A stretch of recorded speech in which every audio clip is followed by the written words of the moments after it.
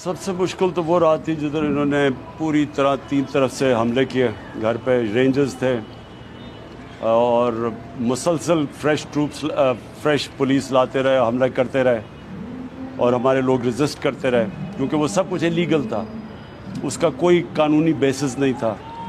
वो एक मैजिस्ट्रेट के कोर्ट में अपेयर होने के लिए जो पहले हो रहा हूँ, श्योरिटी बॉन्ड भी दे रहा हूँ, तो इनके पास तो कोई जवाज़ ही नहीं था अरेस्ट करने का।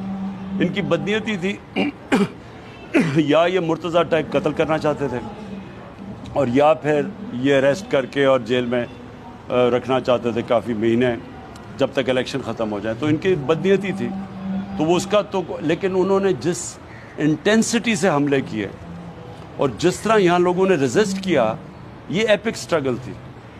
ये कोई भी पॉलिटिकल पार्टी इस तरह की स्ट्रगल इतनी ओवरवेलमिंग फोर्स से नहीं कर सकती थी जो यहाँ हमारे लोगों ने, वॉलंटियर्स ने जज्बे जुनून से लड़े।